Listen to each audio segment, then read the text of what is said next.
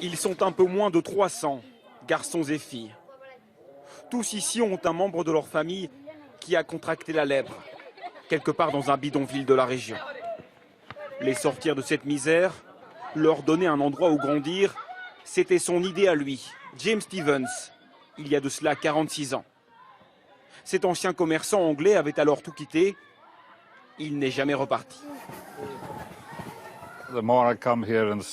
Plus je viens ici, plus je vois tous ces enfants regroupés et plus je ressens que ces 46 dernières années valaient vraiment la peine. Au moins 10 000 enfants sont passés par ici. Ça m'a complètement dépassé. Je n'ai jamais pensé reprendre mes affaires comme avant. C'est devenu ma vie, tout à fait. Le courage de se consacrer aux démunis de Calcutta, il l'a trouvé lors d'une rencontre. Nous sommes en 1970. Il prend rendez-vous avec une religieuse venue d'Albanie. Il fallait que je m'appuie sur quelqu'un pour me conseiller. Mère Teresa était évidemment la meilleure. Je pensais que je n'en étais pas capable, pas assez fort pour ce job. Je suis retourné voir Mère et elle m'a encouragé à continuer. Elle disait, ce sont les enfants de Dieu et que je devais faire de mon mieux, tout mon possible. Mère Teresa continue alors à l'encourager. Elle lui écrit régulièrement. L'histoire de ce Britannique et de son engagement a entre autres inspiré le livre La Cité de la Joie. Le parc du Centre porte d'ailleurs le nom de son auteur français, Dominique Lapierre. Aujourd'hui, James Stevens a passé la main. Et c'est un prêtre indien qui accompagne quelques enfants de l'association pour une visite dans leur famille.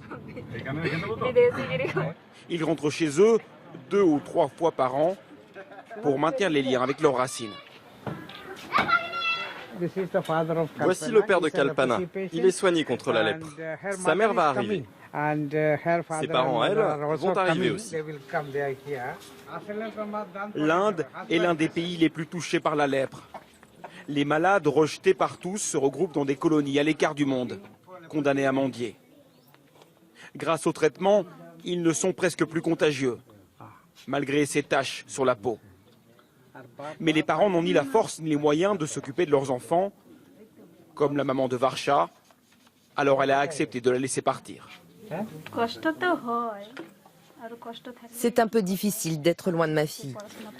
C'est pour son bien, oui, mais c'est difficile. J'ai accepté qu'elle parte dans ce centre pour son futur, pour son avenir, pour qu'elle ait une belle vie.